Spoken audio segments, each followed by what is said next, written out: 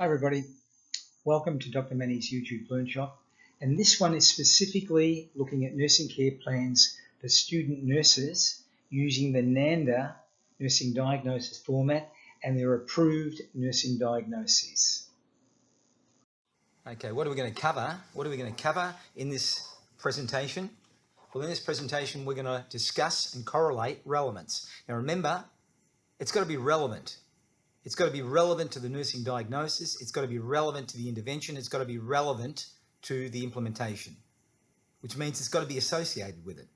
We're going to discuss physical assessment and any additional findings that you may have, whether they're laboratory, radiography, or extended.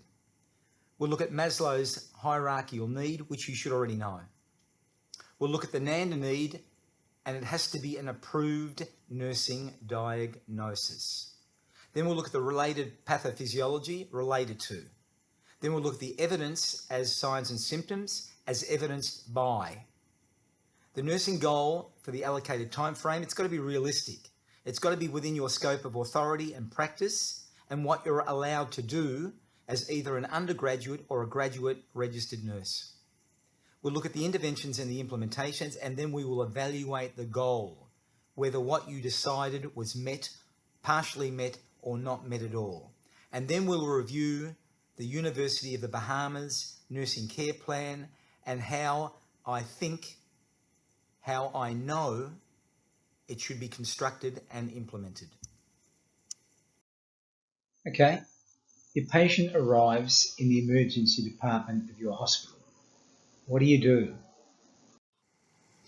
So, you're supposed to do a physical assessment on them. So what are your physical assessment findings on this patient who was brought in by the paramedics complaining of chest pain? The subjective findings, which you're going to have to document, the patient says he's going to die. The patient says he cannot breathe with all this chest pain that he's experiencing.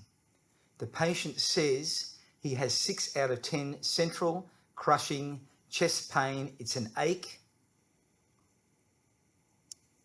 on the numerical scale.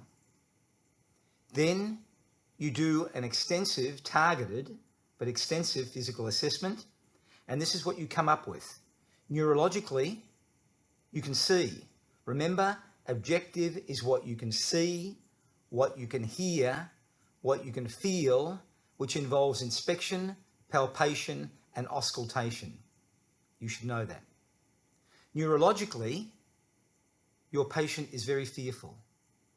He's anxious because he thinks he's going to die, and he probably will or might. This is called a feeling of impending doom. The patient might be confused because his heart might not be working properly and he's got decreased oxygenated blood to his brain.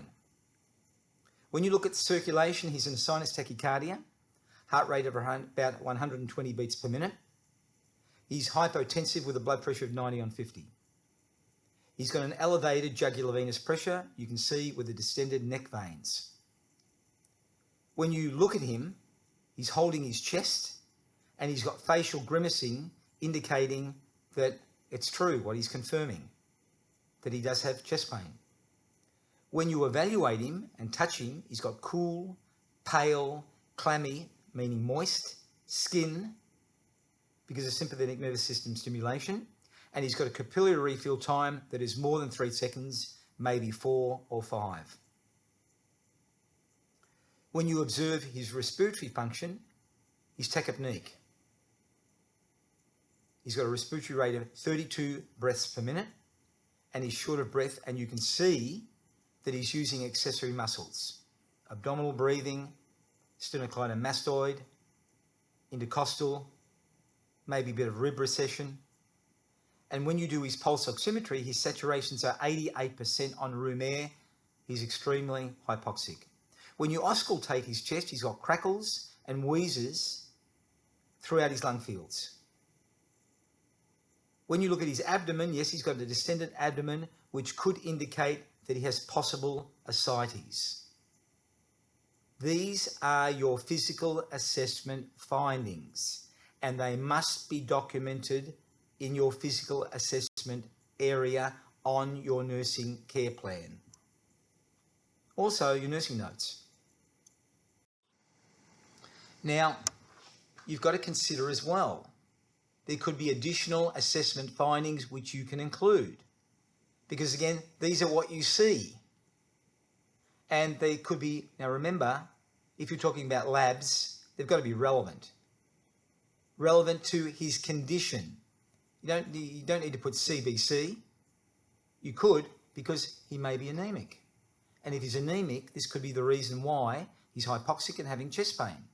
But if it's not relevant, don't put it. What is relevant to his situation, his assessment findings are, his cardiac markers, CKMB, creatinine kinase, myocardial band, is severely, highly elevated, indicating ischemia, myocardial damage. His troponin I or T is elevated as well, 0.5 nanograms per mil, which indicates myocardial trauma, ischemia, infarction. His myoglobin is elevated excessively. It's 85 nanograms per mil. So therefore, all these cardiac markers indicate he's got a cardiac problem which is relevant to his current situation. Biochemistry, he's hypokalemic. His potassium's 2.8. I hope you know the normal ranges. His serum magnesium is 0.75. It's low. He's hypomagnesiemic. All could promote a cardiac dysrhythmia and potential cardiac arrest. You need to identify that. It's relevant to your current patient findings. Then you can look at radiology. No one's asking you to be a radiographer or, more importantly, a radiologist. But again, if the chest X-ray says acute pulmonary edema, which you can see on the chest X-ray in front of you, this indicates cardiac problems. This indicates left heart failure. I mean, on the X-ray, he's got a big heart. He's got cardiomegaly as well, which indicates he's probably got congestive cardiac failure. You can document that in your findings because you can take it from the medical notes or the history that the patient has been taken with. Then, remember, it's got to be relevant.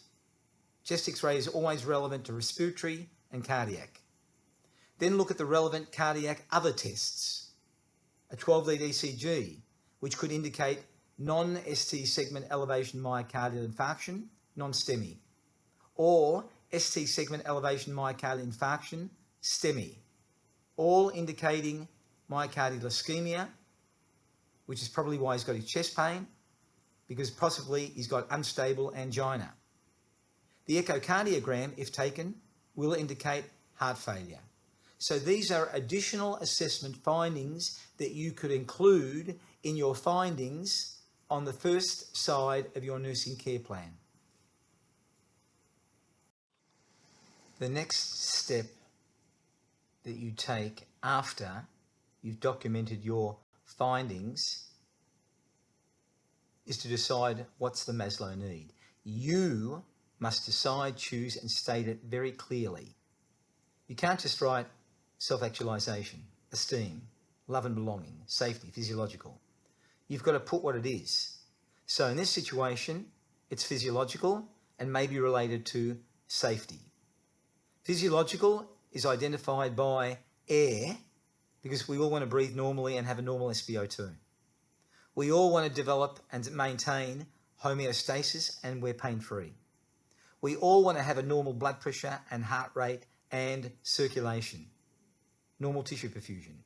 And we all want to feel secure that our body is okay, homeostasis.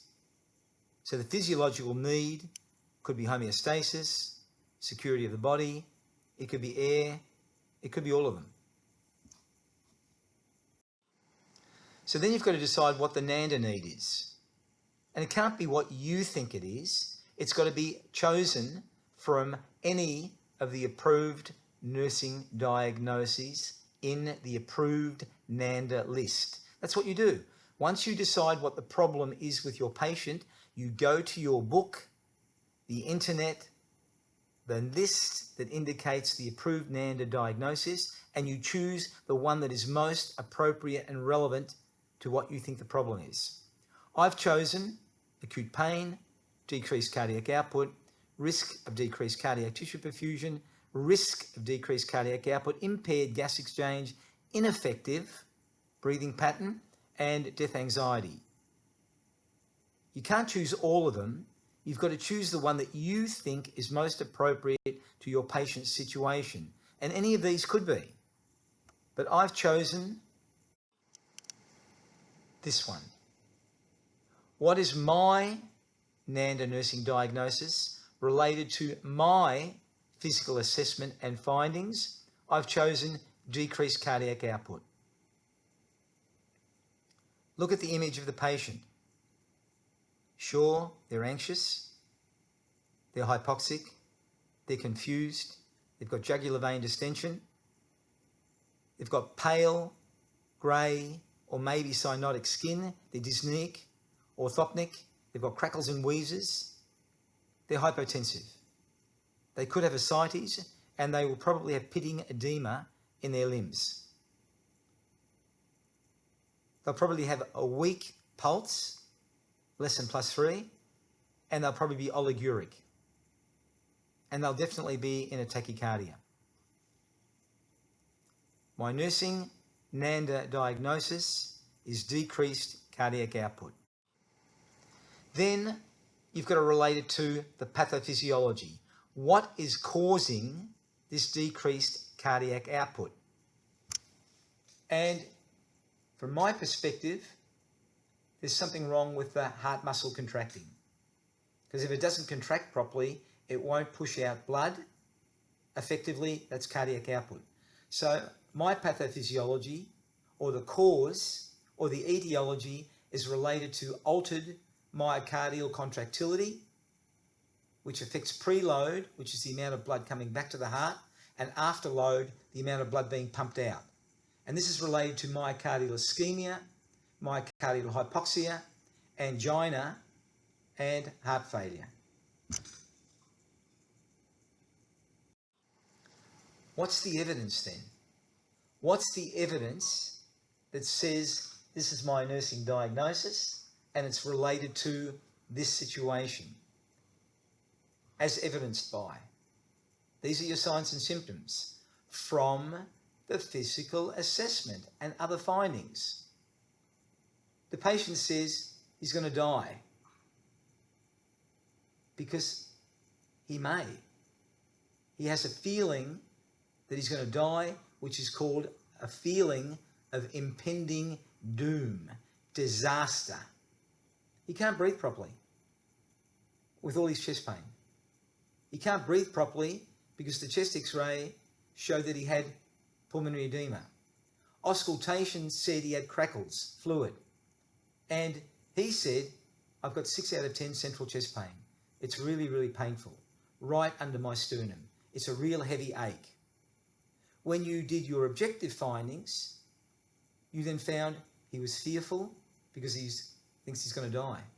He's really anxious and he's confused. He's got a sinus tachycardia, he's hypotensive, he's got a heart rate of 120 beats per minute, and his jugular venous pressure is elevated. I mean, I could put more in there. He's probably got pitting edema. He's probably got an increased capillary refill time, which we'll identify in the skin. But his assessment of his pain, he's holding his chest, and he's got facial grimacing, indicating that he probably has chest pain. His skin is cool, pale, and moist, clammy, and his capillary refill time is 4 or 5 seconds. His respiratory rate is 32 breaths per minute. He's short of breath. He's using accessory muscles. His SpO2 is 88% on room air. And maybe it will increase to more than 90% on oxygen therapy. He's got crackles and wheezes on auscultation, and he's got a distended abdomen, probably related to ascites and hepatomegaly as a result of heart failure. That's your evidence. And you have to state that.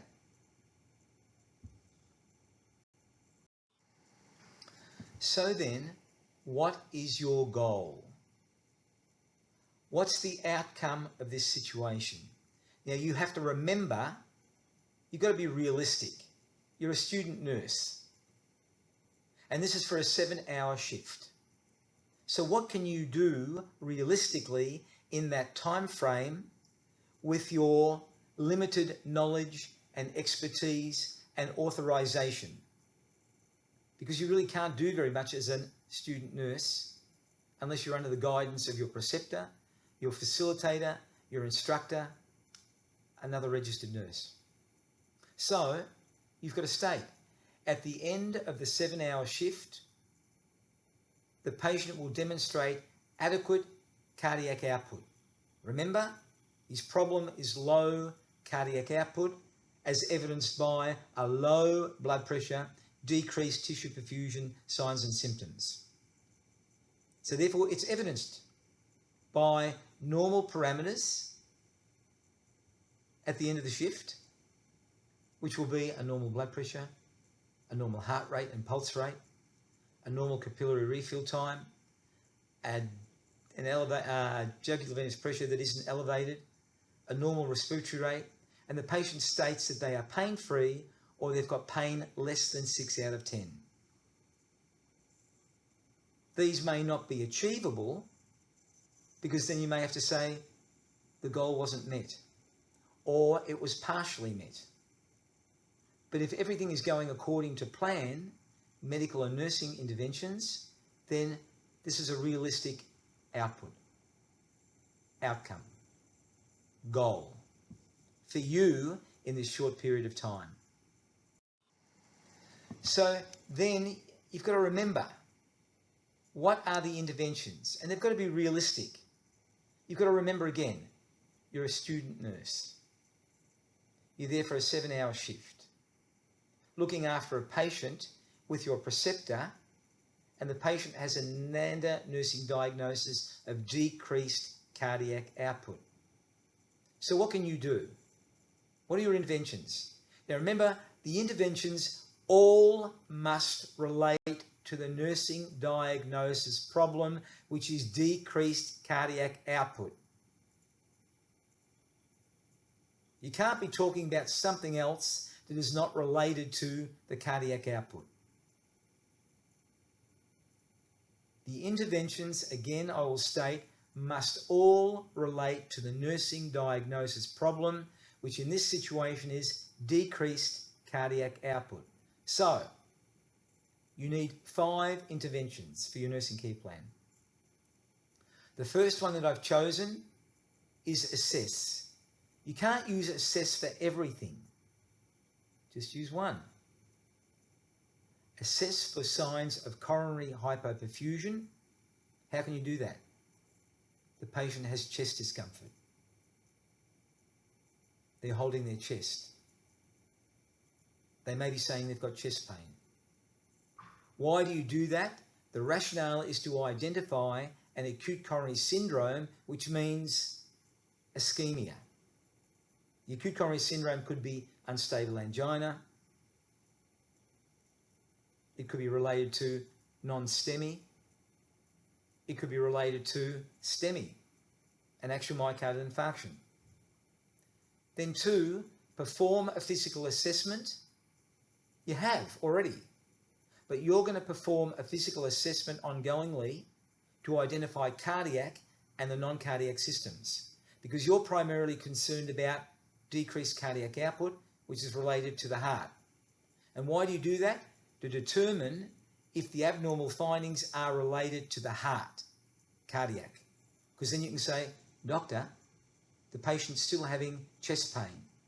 The patient's still having low blood pressure. The patient's still having a capillary refill time of 4 to 5 seconds. Then number 3, you administer supplemental oxygen therapy as prescribed by the physician. This is your dependent intervention. And why do you do that?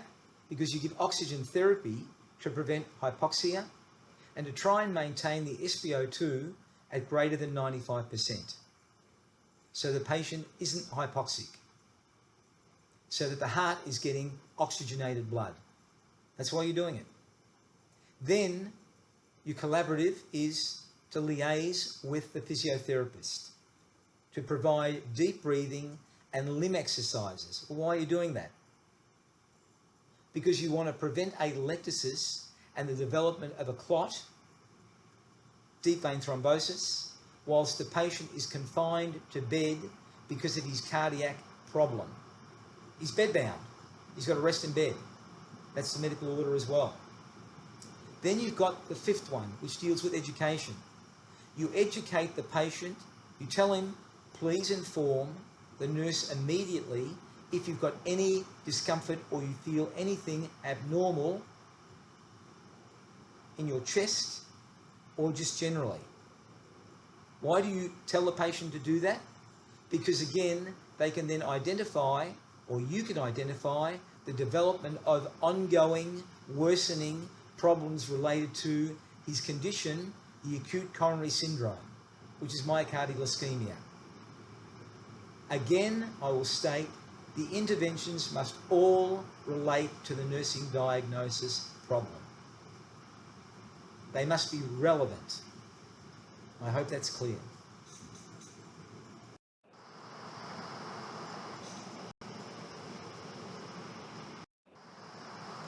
So then, what are your nursing implementations? Your actions? What are you going to do? And they have to relate to your interventions. 1 equals 1, 2 equals 2, 3 equals 3, 4 equals 4, 5 equals 5. I hope that's clear. So your implementations are as a student nurse again. And this is in a 7-hour shift for a patient with a nursing NANDA diagnosis of decreased cardiac output. So document what you did and when you did it. At 8 a.m, I assessed for chest discomfort, and what did I find? The patient was pain-free. At 9 a.m, I performed the physical assessment specifically related to cardiac, and the findings that I had were still cardiac specific. They were still having chest pain, they still had cold, pale, clammy skin, they were still hypotensive. At 10 a.m, I confirmed that the supplemental oxygen therapy was 2 litres per minute intranasally as prescribed by the physician, and it maintained the SpO2 at 96%, which means I didn't have to get it changed or the order prescribed changed. At 12:30 p.m, the physiotherapist came and provided deep breathing and limb exercises because we didn't want the patient to develop atelectasis being bedbound, which would worsen the hypoxemia. And here we didn't want them to develop a DVT, deep vein thrombosis, because this could promote a pulmonary embolism and worsen the patient's condition. At 1 p.m, number 5, I educated the patient about informing me, the nurse, immediately if they had any discomfort or experienced anything that wasn't usual as it is at this present time. And the patient understood the importance and the reason why they have to inform the nurse about any condition changes, which could be subjective. So note again, the implementations must match the interventions and relate to the nursing diagnosis problem, decreased cardiac output. I hope that's clear.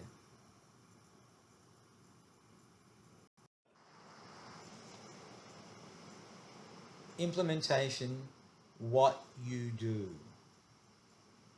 when you do it. So then, at the end of your shift, what's your evaluation of your goal, your outcome? And remember, it was for a 7-hour shift as a student nurse. So you state very clearly, at the end of the 7-hour shift, the goal was met, partially met, or not met. In this situation, the goal was met. Well, what's the evidence? How can you prove that? You've got to document it. The goal was met as evidenced by the patient demonstrated adequate cardiac output and normal parameters. Blood pressure was 120/80. You can't just say normal blood pressure. Show what the blood pressure is. The heart rate was 85 beats per minute. The capillary refill time was 2 to 3 seconds. The jugular venous pressure was not elevated. The respiratory rate was 22. The patient stated they're pain-free now. Remember, initially, at the beginning of your shift, the patient had a blood pressure of 90/50. Heart rate was 120 beats per minute. Capillary refill time was 4 or 5 seconds. Jugular venous pressure was elevated. Respiratory rate was about 36. And the patient stated that they had 6 out of 10 pain. At the end of the shift, your goal was met because you stated they would have normal parameters.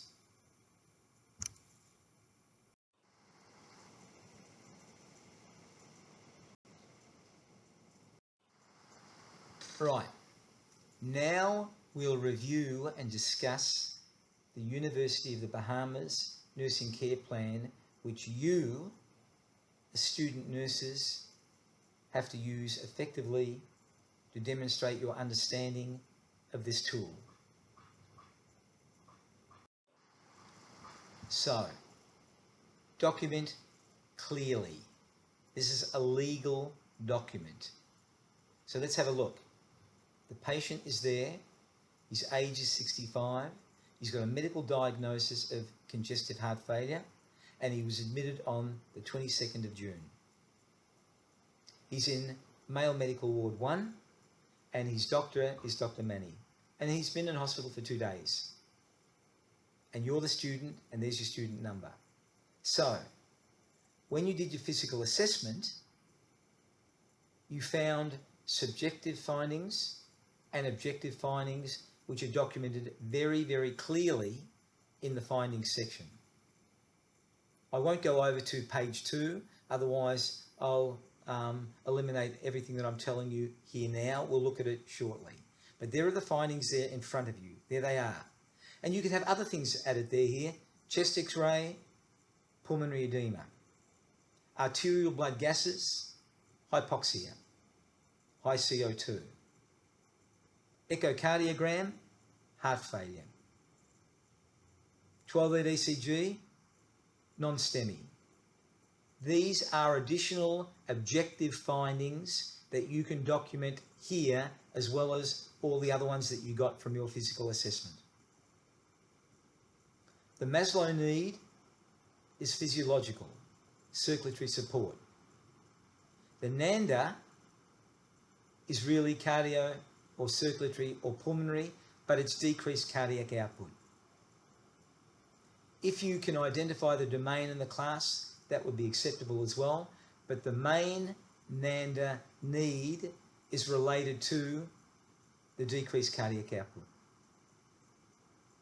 And the nursing diagnosis has come from the approved NANDA diagnosis list, decreased cardiac output, as we discussed, related to altered cardiac muscle contractility, preload and afterload, as evidenced by your findings. They're exactly the same. Look over there.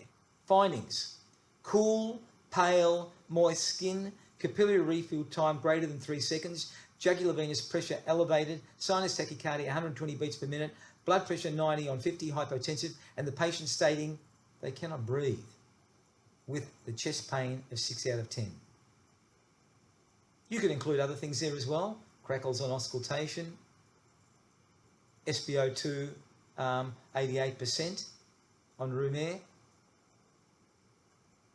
So look down to your nursing diagnosis where it says place a P next to the 2 diagnoses of the highest priority. We discussed this previously, how to prioritize. You've got high priorities and you've got low priorities. So decreased cardiac output related to muscle contractility, preload and afterload, as evidenced by 90/50, cool, warm, that's your priority 1. Because decreased cardiac output can potentially be life-threatening. Then my priority 2 is risk of impaired cardiac tissue perfusion related to coronary atherosclerosis. Now, there's no evidence for this because, again, it's a risk, and a risk is probable.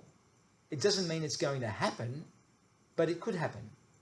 And if it happens, then the patient is at risk.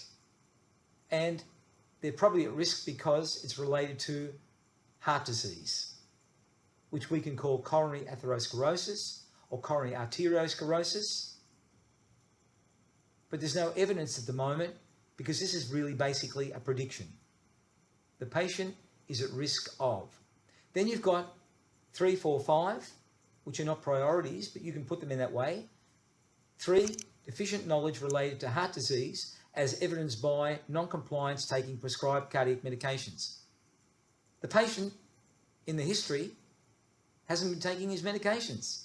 So therefore, this could be the risk why he's gone into heart failure, having a heart attack, etc. Then you've got 4, ineffective coping related to the acute coronary syndrome as evidenced by the wife stating that she couldn't live without her husband.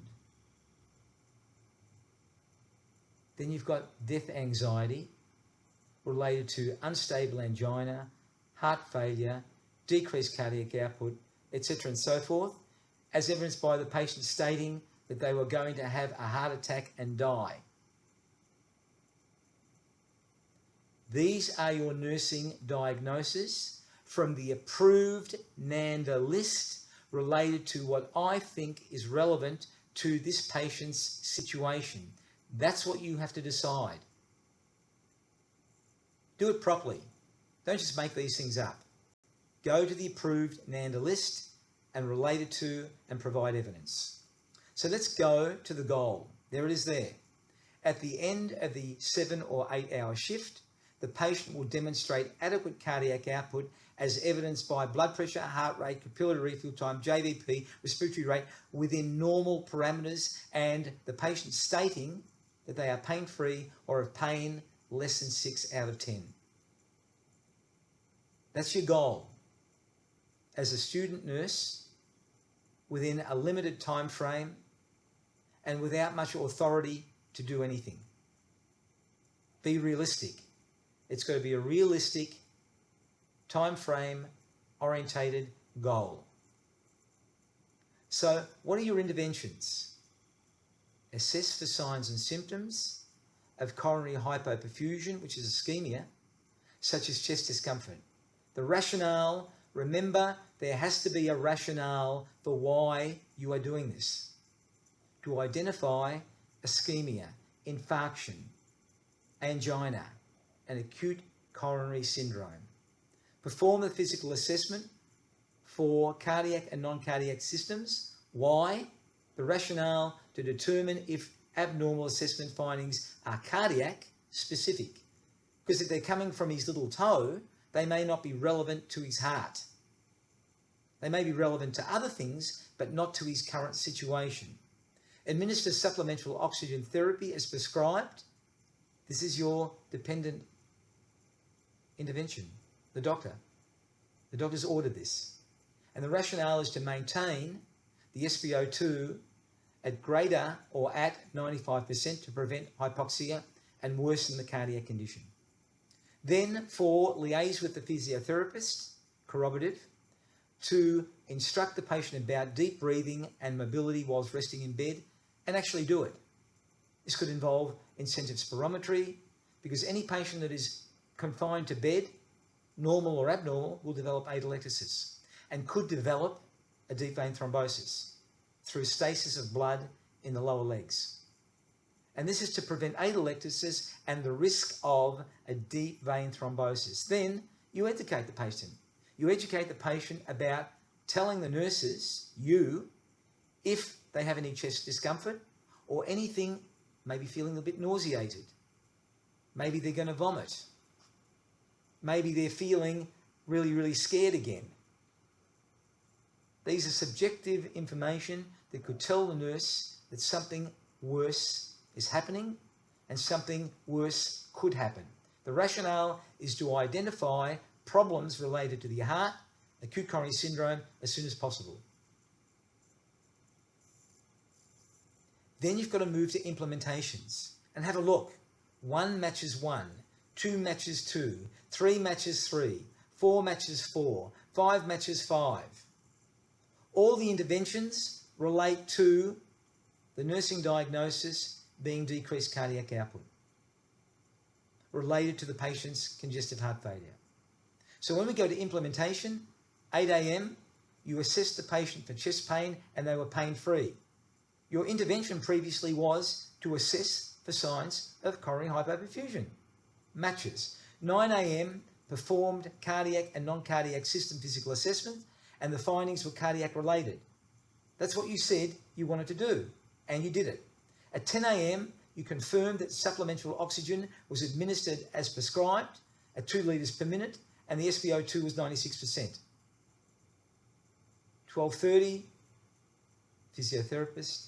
1 p.m, education. You did it.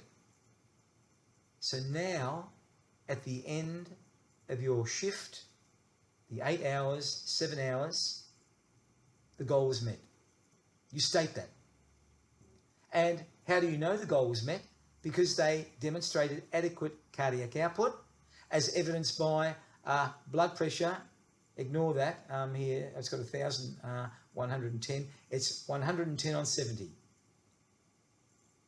Heart rate, 96 beats per minute. Sinus rhythm, capillary refill time, normal, 2 seconds. JVP, not elevated. Respiratory rate, 25. SpO2, 95. And the patient said they're pain-free. So your goal was met.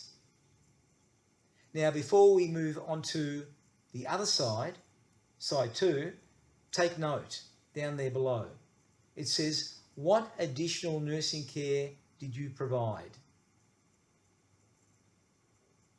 Now, the additional nursing care can't be what you implemented in 1, 2, 3, 4, 5. It has to be additional. Because in implementation, you've already provided that. 8 a.m, tell them you gave the patient a bed bath. Don't just write bed bath. You gave the patient a bed bath. Write in English. Use good grammar. 8:30, fed the patient breakfast. Not fed patient. 10 a.m, gave the patient a diuretic medication as prescribed. State what the medication is or the class. This is a diuretic. 10:30, turn the patient onto their left side. You're supposed to be doing secondarily turns on bedbound patients. 12 p.m, fed the patient lunch. It's not the same as breakfast. Lunch and breakfast are different. So they're additional nursing care. 12:30, turn the patient on the right side, or you should be doing secondarily turns, or telling the patient to turn every 2 hours. 1 p.m, you brushed their teeth and provided oral care. At 2 p.m, the heart beta blocker medications were given as prescribed. Different types of medication. 2:30, you reassured the patient and his wife that he was quite stable.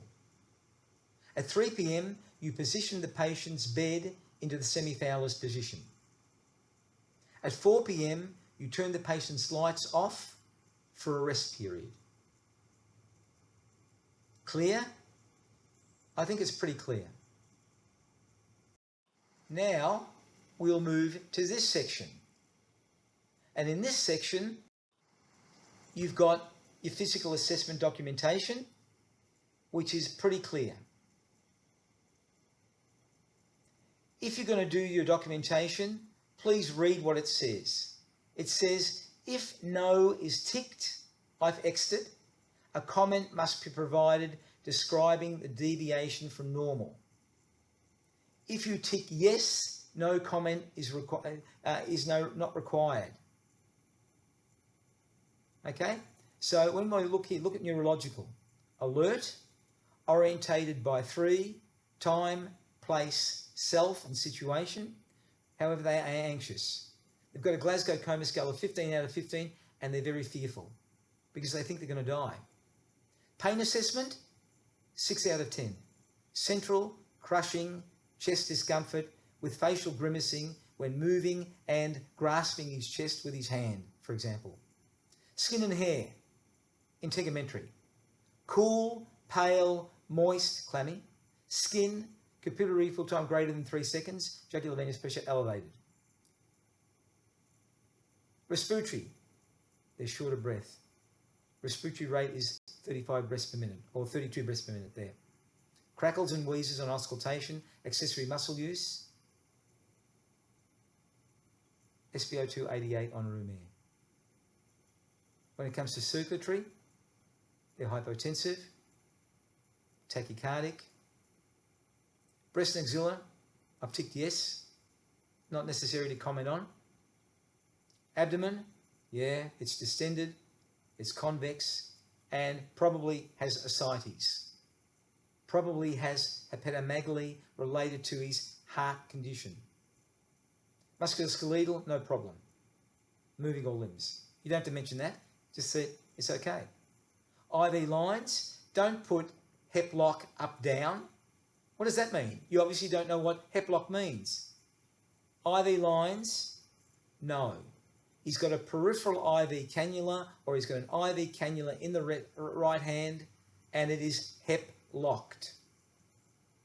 Dressing, no, not applicable.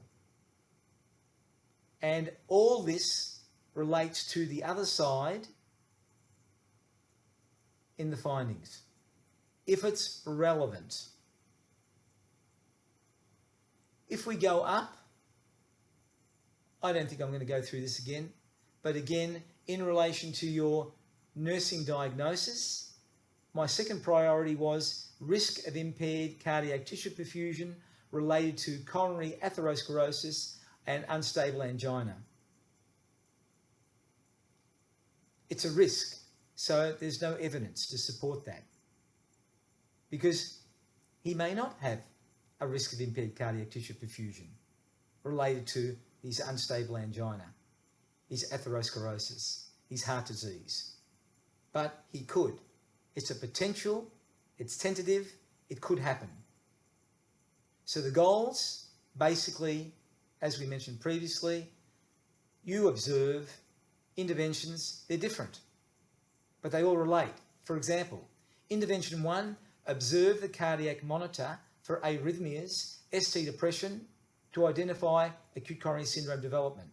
Because again, when you go to the nursing diagnosis, risk of impaired cardiac tissue perfusion related to coronary atherosclerosis, well, that's what you do. You listen to the patient, subjective, and you observe on the cardiac monitor for ST depression, non-STEMI, or cardiac arrhythmias, and so on. And then have a look. Implementation. At 8 a.m, when I'm doing my observations, I observed the cardiac monitor and there were no arrhythmias or ST depression. I performed intervention 2, continuous SpO2 monitoring and greater than 95% to determine if hypoxia occurs. Go to implementation. 9 a.m, performed continuous SpO2 monitoring and it was 95%. 3, ensure resuscitation equipment is available. Why? To use in the event of a cardiopulmonary arrest. 3, 10 a.m, confirm the resuscitation cart, crash cart, was ready and available if required. 4, corroborative. Liaise with laboratory technicians about labs. Why? To ensure that the potassium and magnesium are normal, because the heart does not like hypokalemia and it definitely doesn't like hypomagnesemia. So what did you do? At 12:30 p.m, you called the lab technician and you were informed that the potassium and serum magnesium were within normal limits. 5, you educated and prepared the patient's family about the possibility of the patient's condition becoming unstable. Why? It prepares the family for the unexpected instability related to a heart disease cardiac problem, just in case. So at 1 p.m, you explain to the family very nicely, very gently, that their father was stable, but there was a possibility that they could become unstable. And the family appreciated and understood what you said about their family member. At the end of the shift, the goal was met, as demonstrated by coronary perfusion being okay, and the blood pressure normal, heart rate normal, sinus rhythm, capillary refill time, etc., etc. Everything has to match the approved NANDA nursing diagnosis, not your diagnosis. It has to be approved. Now have a look below, patient education. It says, outline the topic, skill demonstrated, and literature provided if applicable. Try and make it applicable.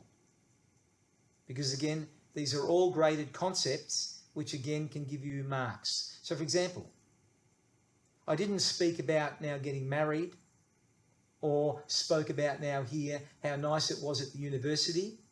The discussion was about what was related to his problem. The importance of compliance with taking heart medications as prescribed. The demonstration, you showed what could happen, patient consequences of heart failure on a YouTube video or in a book. The literature, you provided a ward brochure about heart disease medications, or you got the brochure in the beta blockers and say, look, this is the pamphlet that comes with your beta blockers, and I'll explain to you. This is what a beta blocker does, and show them. This is what could happen if you don't take it. This is now what can happen if you take too much, and so on. Okay? That is your care plan. So in summary, 1, there have to be physical assessment and possibly additional findings so that you can determine the Maslow and the NANDA need. The NANDA nursing diagnosis must be from the approved list. And then it's related to the pathology of the nursing diagnosis. Then you've got to have evidence to support the cause, the pathology, the etiology of the nursing diagnosis. And these are your physical assessment findings, the signs and symptoms. And the signs can also be what you're looking at: the chest x-ray, the 12-lead ECG, the rhythm strip, the labs, etc. Then what is your realistic, achievable goal in 7 hours? I mean, this could be for you as a student nurse, as a registered nurse, as a critical care nurse. Then the interventions, they must all relate to the NANDA nursing diagnosis. If you're talking about the heart, they can't relate to here getting fat, putting on weight, obesity. It probably isn't going to be related. It could be, especially if they've got hypercholesterolemia. But being overweight doesn't mean you're hypercholesterolemic. The implementations are the nursing actions, and they must all fit your interventions. 1 equals 1, 2 equals 2, 3 equals 3, 4 equals 4, 5 equals 5. I think I've been pretty clear about that. I'm sure I've been pretty clear about that. The evaluation must relate to whether the goal was met, partially met, or not met, as evidenced by whatever you found. Okay, so this is the conclusion of this presentation. So you again, you can do this. You must choose a standard NANDA diagnosis from the approved list that fits your patient. Relate it to the pathophysiology, the cause, the etiology, whatever you want to call it. And then provide evidence, which means link it to the data from your physical assessment, the findings, additional findings like labs, radiology, cardiac tests, and even the patient's history. Any questions? You know where I am. Well, that concludes this Dr. Manny Learnshop, which again the focus really was for student nurses using NANDA approved diagnosis in order to establish the goal that they want to have for their particular shift. If you found this Learn Shop of any value, please forward it to your other colleagues, link, and subscribe. Bye for now. See you next time.